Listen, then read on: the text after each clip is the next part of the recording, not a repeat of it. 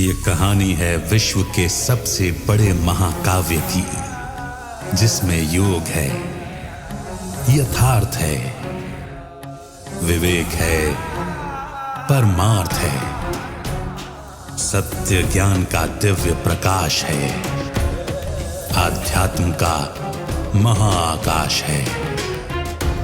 ये दर्पण है हर मन के विवाद का, दृश्य है आत्मा और परमात्मा के संवाद का, मानवता का होता है जिससे उद्धार। यही है सच्ची गीता सार, अंधकार से प्रकाश की ओर।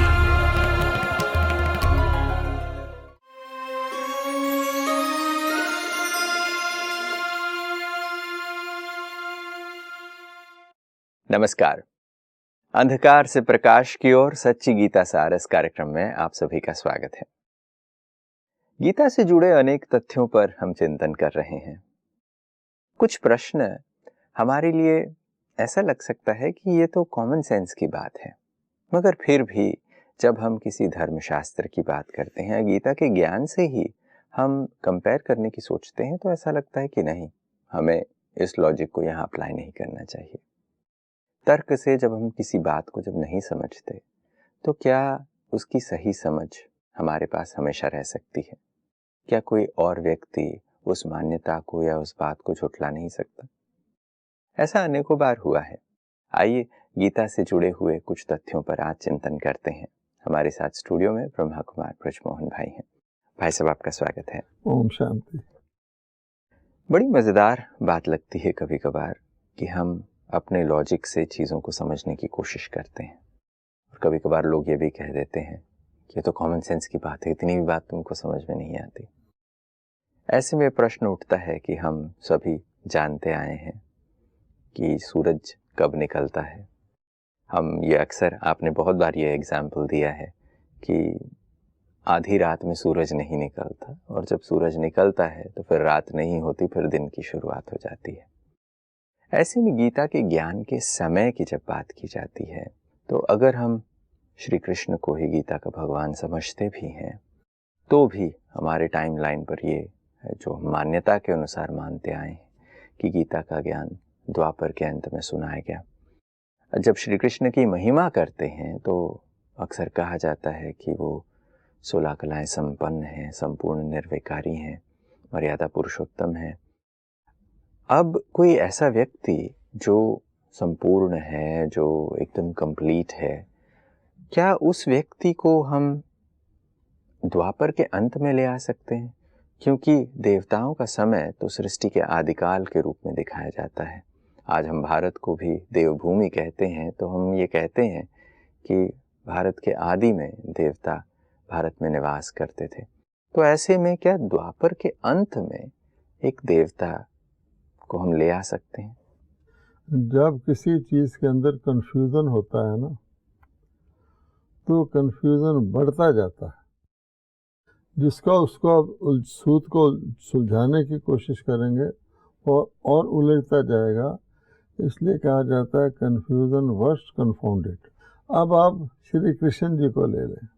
श्री कृष्ण जी को शुरू में भी आए हुए दिखाया गया है।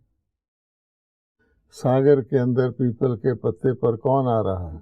नई दुनिया शुरू होती है शास्त्रों के अनुसार।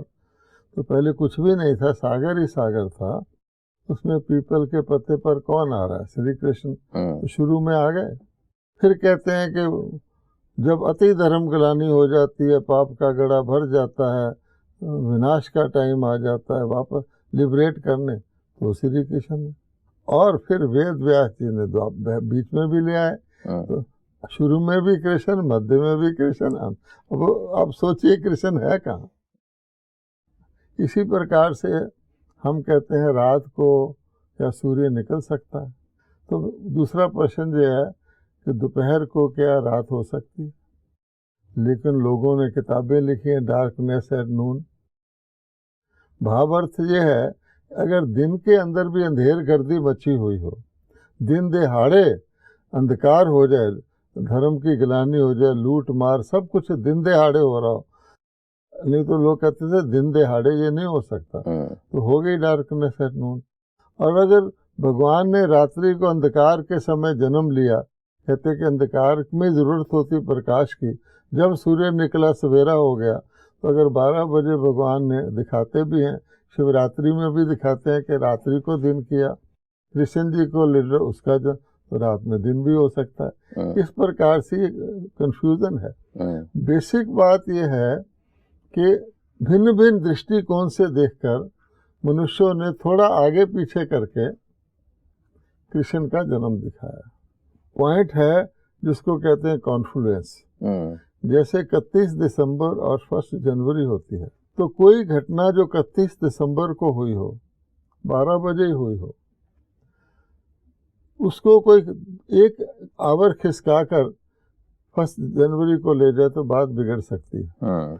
इसी प्रकार के कुछ 1 जनवरी के 1 बजे सुबह ही हुआ हो और उसको थोड़ा पीछे खिसका दे तो बात बिगड़ सकती है। सारा मामला ये है।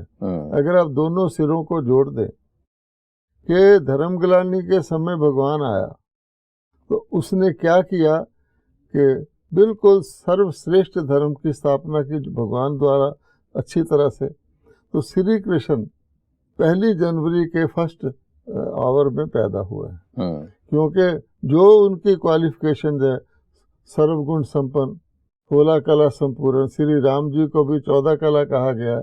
तो कंप्लीट परफेक्ट एक क्रिएशन ऑफ गॉड, जिसको लॉर्ड कहते हैं, नेक्स्ट टू गॉड, तो हुआ तब। लेकिन वही पिछले जन्म में उसने ये क्वालिफिकेशन धारण की। नाम उसका कृष्ण नहीं था, नाम उसका ब्रह्मा था, क्योंकि भगवान ने आके पहले ब्राह्मण बनाए फिर देवता बनाए। वंदना में भी हम क्या कहते हैं, ब्राह्मण देवी देवाय नमः। ब्राह्मण पहले क्यों कहते हैं? इसलिए वो ब्राह्मण थे नहीं, भगवान ने ब्रह्मा के द्वारा यज्ञ रच के उनको बनाया, यानी खराब लोगों को ठीक किया। गीता यही कहती है। तो सुनाई निराकार ने गीता, वो ऑलमाइटी, उसकी हम शिवरात्रि बनाते हैं। जिस माध्यम से सुनाई ब्रह्मा, उसकी भी हम दिन रात्रि कहते हैं। तो ब्रह्मा की रात्रि में श्री कृष्ण ब्रह्मा रूप में है, ब्रह्मा के दिन में ब्रह्मा तो नहीं हो सकता, वो नेक्स्ट बर्थ में श्री कृष्ण रूप में। इतनी सी बात है। अब उसको मिक्स कर दिया, अब ये सारा ज्ञान तो प्रायलुप्त हो गया, स्वर्ग बन गया, नरक खत्म हो गया। जब जाकर के स्वर्ग की सारी प्रारब्ध पूरी हो गई तो वेद व्यास जी ने गीता ग्रंथ लिखा। तो गीता वेद व्यास जी ने क्या किया कि उन्होंने श्री कृष्ण को जब लिखा तब दिखा दिया। ये मामला है। जैसे आप ये बता रहे हैं कि गीता का ज्ञान परमात्मा पुराने विश्व को नए विश्व में बदलने के लिए, पतितों को पावन बनाने के लिए करते हैं। तो जब अति धर्मग्लानि हो गई होगी तब धर्म की स्थापना के समय पर परमात्मा ने किया होगा। क्या ऐसे में धर्म की ग्लानि कहें या पूर्ण रूप से धर्म की ग्लानि कहें या पतितों को पावन और पुराने को नया बनाने का काम सृष्टि के मध्य में या द्वापर युग में हो सकता है? मिडवे तो हो ही नहीं सकता, क्योंकि मिडवे में तो धर्म ग्लानि शुरू होती है। पहले धर्म होता है, धर्म धीरे धीरे धीरे धीरे उसकी कलाएं घटती हैं। अधर्म भी अचानक तो नहीं आ जाएगा, तो उस समय तो अधर्म शुरू होता है। तो धर्म ग्लानि की वो आद है मिडवे। और बीच में मान लो अगर भगवान आ भी जाता थ्योरेटिकली, तो जो बाद में लोग आते हैं उनकी भी तो धर्म ग्लानि होगी, फिर वो कब आएगा? तो क्वेश्चन ये पैदा होता है, खास क्वेश्चन है कि क्या परमात्मा एक एक व्यक्ति या एक एक युग के लोग उनकी लिबरेट करता रहता है? मैंने भक्ति की, मैंने भगवान को याद किया, गीता पढ़ी तो भगवान ने मुझे लिबरेट कर दिया। क्या परमात्मा सबको वन टाइम करता है, वंस फॉर ऑल करता है? उसमें कोई सिस्टम है कि दुनिया को परिवर्तन करेगा तो सारे के सारी नहीं बनाएगा, या बीच बीच में कर रहा है? क्या ऊपर से अच्छी आत्मा को नीचे भेज रहा है या नीचे से अच्छी आत्मा को ऊपर ले जा रहा है? ये तो बात बैठती ही नहीं ना। सबका पिता है, तो पिता होने के नाते वो जब आते हैं तो वो सभी का एक ही बार में हाँ, परिवर्तन एक कर ही देते हैं। और मौका ही नहीं बनता, नहीं तो क्योंकि फिर दोबारा आना पड़ेगा। और इसी कंफ्यूजन के कारण से उन्होंने कह दिया भगवान जुगे जुगे आता है, लॉर्ड्स को लेकर लिबरेट कर देता।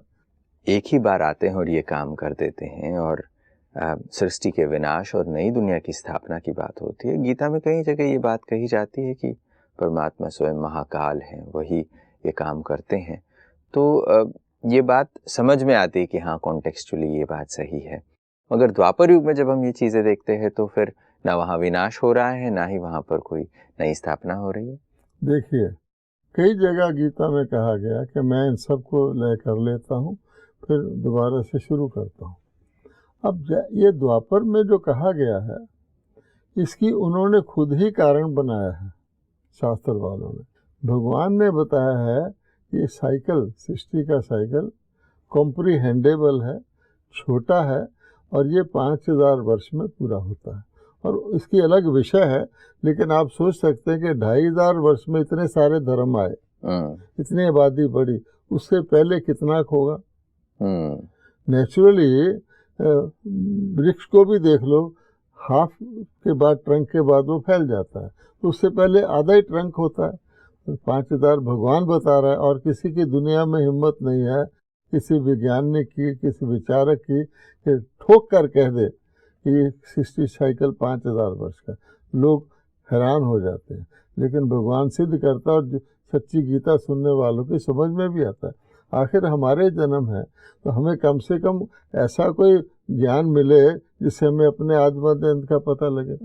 लेकिन शास्त्रकारों में, गीता में ले लीजिए, कल्प की आयु कितनी बताई है, ब्रह्मा का दिन कितना बताया है, आप जानते हैं, लाखों वर्ष।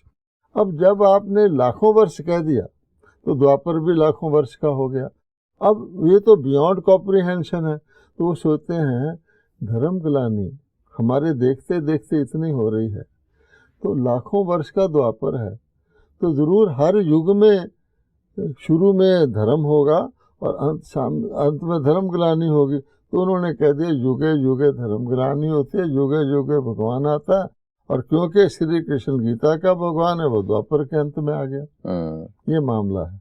तो हर युग में डालने की वजह से ये गलती हो गई कि हमने श्री कृष्ण आयु लंबी कर दी युग की। तो उससे लगता है कि किसी को कह दो कि एक दिन जो होता है वो एक साल के बराबर होता है, तो आप दिन की कहेंगे, शाम को भी अंधेरा हो जाए, पूरा हो गया। उन्होंने ऐसे किया ना, दिव्य वर्ष करके 360 से मल्टीप्लाई करके 1200 को 4,32,000 बनाया। ये तो भगवान बताता है। ऐसे करने से उसको एक्सपेंड कर दिया। अब किसी चीज को बहुत ही एक्सपेंड कर दो, अब दुनिया के ग्लोब को 100 गुना एक्सपेंड कर दो, तो ट्रैवल करने वाले को मुश्किल हो जाएगा। वो कह के भी पहले स्टॉप यहीं खत्म हो गया। ये हिसाब है। तो 4 हॉपिंग कर दी उन्होंने, हर युग में अलग अलग स्टॉपेजेस ले लिया। इस गलती की वजह से ये जो परमात्मा को युगे युगे कहने से हम श्री कृष्ण को द्वापर में ले आए। बहुत सारे लोग ये भी सोच सकते हैं कि श्री कृष्ण द्वापर में आए, तब आए या जब भी आए, इससे क्या फर्क पड़ता है? देखिए, इसका प्रतिफल क्या है कि जैसे वो कहते हैं ना, कोई नकली कह देता था शेर आया, गडरिया कह देते, लोग जाते थे लाठियां लेकर, शेर आता ही नहीं था, तो उसके लोगों ने बात को विश्वास करना बंद कर दिया। एक दिन एक्चुअली शेर आया और उसने चिल्लाया शेर आया, कोई नहीं आया। तो इसका नुकसान ये है कि जब भगवान आते हैं तो भगवान के आने का समय इसमें गुल हो गया। तो जब वो आते हैं, खुद आके कहते हैं मैं आया हूँ, मैं तुम्हें सुना रहा हूँ, कोई मानता ही नहीं। कोई कहता है अभी 40,000 साल बाद आएगा, कोई कहता है भगवान आ ही नहीं सकता। तो ये सारा उसके जो जिस घड़ी वो आता है, जैसे किसी गन से आपने फायर करना 1 सेकंड में, और आप सोचे कि नहीं 1 घंटे बाद करूँगा, या 1 घंटा पहले हो चुका, तो मोमेंट तो मिस हो गया ना। इसी कारण से करोड़ों की संख्या में भगवान कह रहे मैं सुना रहा हूँ, मेरा सार्वजनिक ज्ञान है, सबके लिए है, किसी धर्म के लिए नहीं है, स्वर्ग में ले जाने के लिए है, हेल से छुड़ाने के लिए। तुम चिल्लाते हो, तुम उनके पल्ले ही नहीं पड़ता। सिर्फ इस एक गलती की वजह। बिल्कुल। एक तो हमने श्री कृष्ण को साइकिल में कहाँ रखना चाहिए, कहाँ उनको हम देवता मानते हैं और सतयुग देवताओं का युग है, उन्हें हम सीधे द्वापर में ले आते हैं। परमात्मा के अवतरण के समय के साथ भी फेरबदल होता है और हम पूरे साइकिल को ही टाइम को एक्सपैंड कर देते हैं, और इसकी वजह से न परमात्मा के अवतरण को समझ सकते हैं, न ही कृष्ण के वास्तविक समय पर जब कृष्ण होते हैं उसे भी नहीं समझ पाते। दुनिया में पावन देवता कैसे आएगा? पावन देवता का जन्म भी और तरीके से होता है। पति दुनिया में जन्म ही काम विकार से होता है, और कहा गया है गीता में रजोगुण से काम विकार शुरू होता है और द्वापर रजोगुण है, तो कहाँ बैठती है। जब अगर आप श्री कृष्ण को देवता मानते भी हैं, वो सर्वगुण संपन्न संपूर्ण निर्विकारी हैं, तो अगर वो द्वापर में आएंगे तो वो भी रजोगुण से उत्पन्न होने चाहिए। तो उसकी पूजा मूर्ति रख के पावन कह के क्यों होती है? सीता राम पतित पावन बोल रहा है पतित, तो भगवान कहता है जब पतित युग है, जिसको हम विकर्मी युग भी कहते हैं, विकर्मी संमत, विक्रम मैंने गलत कर्म करने वालों का इरा, साफ साफ है, तो उस इरा वाले में कृष्ण आ जाए, वो तो पूज्य है ना, तो पुजारियों की लाइन में कैसे आ जाएगा? तो ये सारी चीजें ये स्पष्ट बताती हैं कि श्री कृष्ण बीच में नहीं आ सकते, द्वापर में नहीं आ सकते, उनके आने का समय सृष्टि का आदि है। श्री कृष्ण को द्वापर में तो ले आए, मगर आज जिस तरीके से हम कॉन्टेक्स्ट सेट करके उनको द्वापर में ले आते हैं, उसमें भी ये बात आती है कि चलो श्री कृष्ण आ भी गए, अगर ज्ञान भी दिया हुआ तो परिवर्तन तो कुछ हुआ नहीं, उसके आगे क्या हुआ? ये भी बात एक फैक्टर है। श्री कृष्ण द्वापर में आए तो उन्होंने अधर्म का विनाश किया, सत्य धर्म की पुनः स्थापना की। द्वापर के बाद कौन सा युग आता है? दोपहर के बाद रात्रि आएगी या दिन चढ़ेगा? तो उस हिसाब से भी गलत है, तो हर तरीके से गलत है।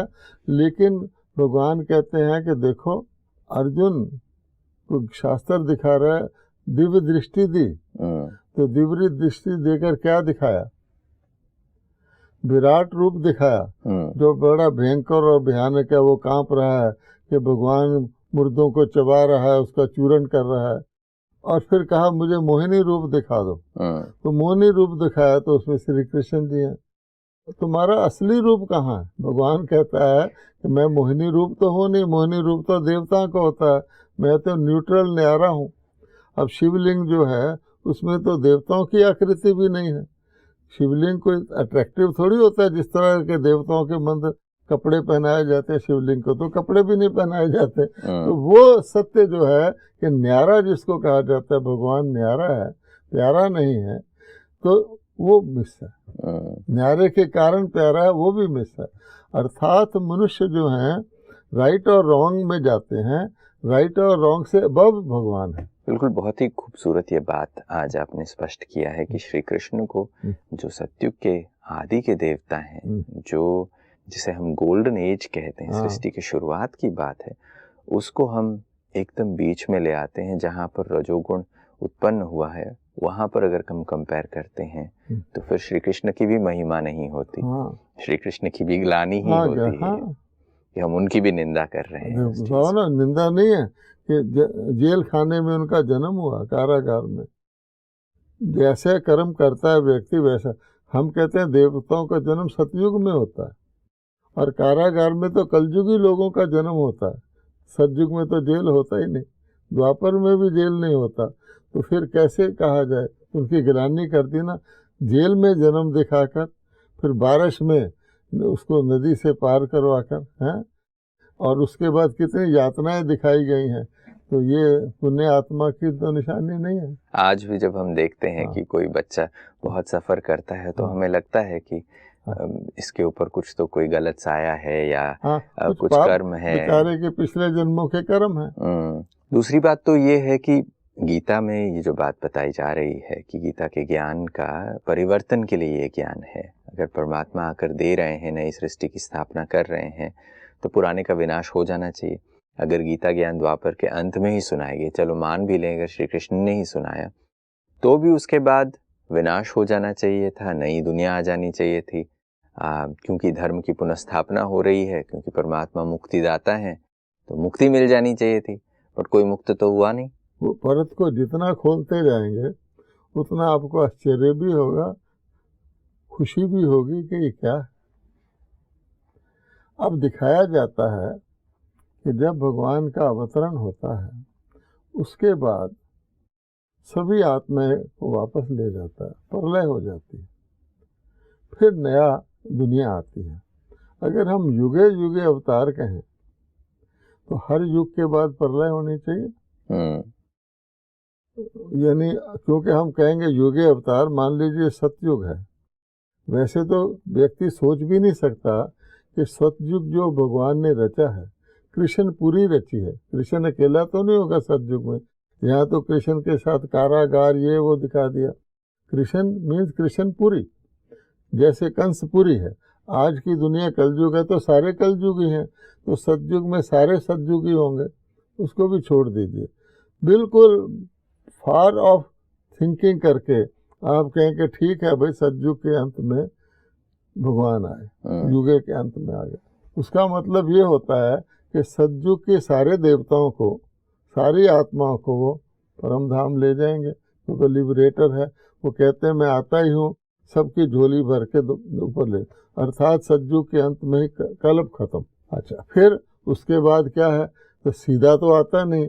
जब वो ये कह रहे हैं कि कलयुग के बाद भी सतयुग सीधा नहीं आता, बीच में प्रलय हो जाती है, और कृष्ण जी पीपल के पत्ते पे आते हैं, कितने वर्षों के बाद आते हैं। अगर उनके हिसाब से देखा जाए, ब्रह्मा जी का दिन भी कितने कल्पों का है दिन, और कल्प की याद में आते हैं, तो फिर उतने कल्पों का उसका दिन है। कितनी अजीब तरह की थिंकिंग है। चलो, तो प्रलय होनी चाहिए। क्या प्रलय होती है सतयुग के अंत में? नहीं। और क्या सारी आत्माएं सतयुग के अंत के देवताओं के ऊपर चली जाती हैं, या कि वही 2 कला कम होके चंद्रवंशी श्री राम सीता का राज होता है? तो क्या अगर प्रलय हो जाए तो फिर अगले में कृष्ण जी आने चाहिए, क्योंकि राम सीता ने तो गीता ज्ञान दिया नहीं। फिर इसी तरह द्वापर त्रेता के अंत में द्वापर, या बुद्धि में आता है ये बात, या एक कंटिन्यूम है और एक पॉइंट पे जाके चक्कर पूरा होता है जिसको हम कल्प कहते हैं, उसी पॉइंट पे ये आता है। सोच सकते हैं। बड़ी रोचक बात है, चिंतन का विषय तो है, बट जितनी गहराई से जैसे आपने बात कही कि हम ये लेयर बाय लेयर देखते जाएंगे तो और ही चीजें रोचक हमारे सामने आती जाएंगी। आज समय को देखते हुए हम यहीं विराम लेते हैं, और चर्चा को जारी रखेंगे आगे भी, मगर आज आप समय निकाल कर आए, इसके लिए बहुत बहुत शुक्रिया आपका। नमस्कार। ओम शांति। दोस्तों, अंधकार से प्रकाश की ओर जब हम बात करते हैं तो पता चलता है कि कितना अंधकार है। जब हम चीजों को स्पष्टता से नहीं देख पाते, प्रकाश के अभाव में यही होता है कि जो चीज हमारे आंखों के सामने होती है उसकी भी हमें सही पहचान नहीं होती। हम अपनी कल्पना से चीजों को कुछ और भाव से देखने लगते हैं। क्या फिजिकली भी अंधेरे में ऐसा नहीं करते? जब अज्ञान का अंधेरा हो तो तब हम कितनी गलतियां कर सकते हैं। श्री कृष्ण को द्वापर में ले आना, क्या ये गलती नहीं है? श्री कृष्ण की महिमा में जब हम कहते हैं कि वो पीपल के पत्ते पे सृष्टि के आदि में आए, तो फिर उनको द्वापर में ले जाना कहाँ तक तार्किक है और कहाँ तक संभव है? ऐसे अनेकों प्रश्नों पर आज चिंतन किया है। आशा करते हैं आपके लिए भी ये नई बात रही होगी। अगली कड़ी में फिर मुलाकात होगी। तब तक के लिए नमस्कार।